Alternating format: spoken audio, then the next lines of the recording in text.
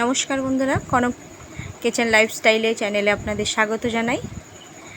আজকে আমি বানাবো ভোলা মাছের ঝাল। তো দেখুন, ভোলা মাছটা ভালোভাবে কেটে ধুয়ে রেখেছি। তো এতে পরিমাণ মতো লবণ, 1 চামচ হলুদ গুঁড়ো দিয়ে মাছটাকে আমরা ভালোভাবে মাখিয়ে নেব।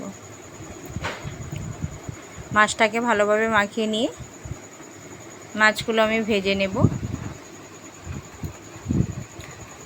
মাখানো হয়ে গেছে।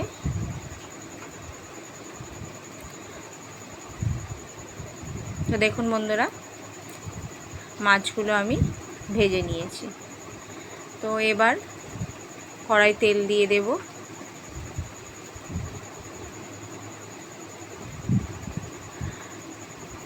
তেলটা গরম হয়ে গেলে আমরা এতে দিয়ে দেব তেজপাতা,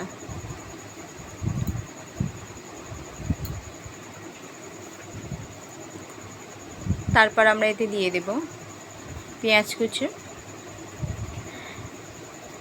পেঁয়াজ কুচোগুলো একটু হালকা ব্রাউন করে ভেজে নেব।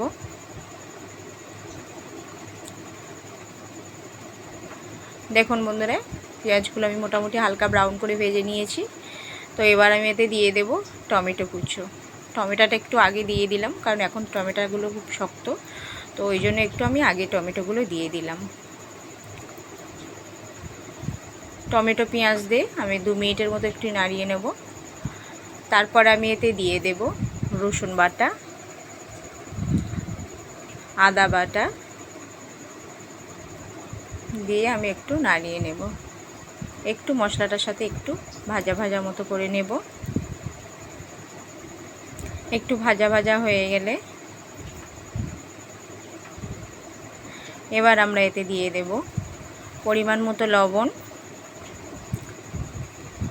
1 চামচ হলুদ গুঁড়ো, 1 চামচ লঙ্কা গুঁড়ো দিয়ে এবার আমরা মশলাটাকে ভালোভাবে কষিয়ে নেব।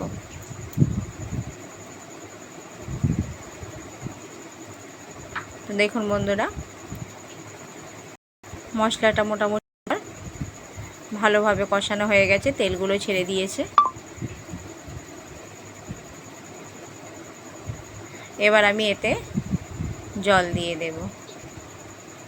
খুব সুন্দরভাবে মশলাটা কষানো হয়ে গেছে।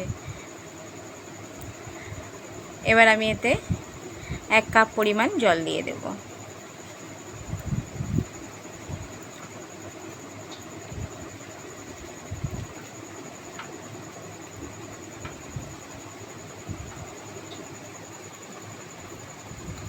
ওপর দিয়ে একটা কাঁচা লঙ্কা দিলাম।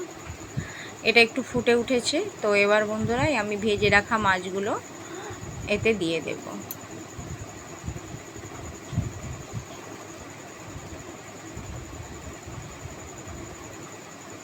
ভেজে রাখা মাছগুলো দিয়ে আমি এটা 5 মিনিটের মতো রান্না করে দেব মিডিয়াম ফ্লেমে দিয়ে।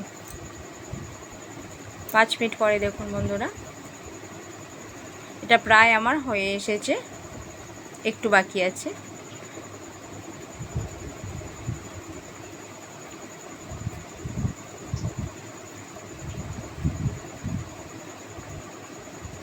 তো দেখুন বন্ধুরা, হয়ে গেছে আমার ভোলা মাছের ঝাল। আমার রেসিপিটা কেমন লাগলো আপনারা বলবেন।